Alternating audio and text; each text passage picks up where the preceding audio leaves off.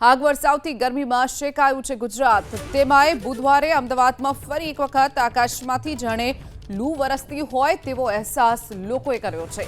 એક જ દિવસમાં તાપમાનનો પારો 1.5 ડિગ્રી વધી 43.7 ડિગ્રી પર પહોંચી જતા લોકો ત્રાહિમામ પોકારી ઉઠ્યા છે। અમદાવાદમાં હજુ 44 ડિગ્રીની આસપાસ ગરમીનો પારો પહોંચવાની આગાહી હવામાન વિભાગે વ્યક્ત કરી છે।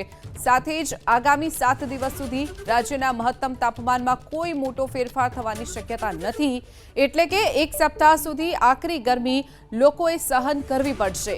બુધવારે અમદાવાદ ઉપરાંત 4 શહેરોમાં 43 ડિગ્રીથી વધુ તાપમાન નોંધાયું છે।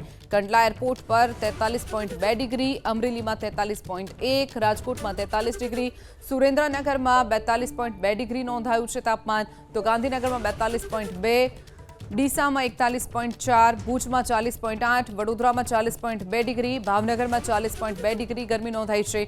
દરિયાકાંઠાના વિસ્તારોમાં મહત્તમ તાપમાન ઓછું રહ્યું હતું, પરંતુ લઘુત્તમ તાપમાનનો પારો વધી અને 28 થી 29 ડિગ્રીની આસપાસ જવાના કારણે વાતાવરણમાં બફારાનો અનુભવ લોકોએ કર્યો હતો।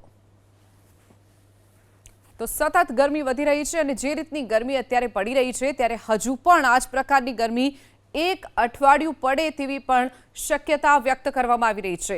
સતત ગરમીનો પારો ઉપર જઈ રહ્યો છે। ગાંધીનગરમાં ગઈકાલે 42.30 ડિગ્રી તાપમાન નોંધાયું, તો ડીસામાં 41.40 ડિગ્રી તાપમાન નોંધાયું છે। અમદાવાદમાં 43.7 ડિગ્રી તાપમાન, જ્યારે કંડલામાં 43.30 ડિગ્રી તાપમાન નોંધાયું છે।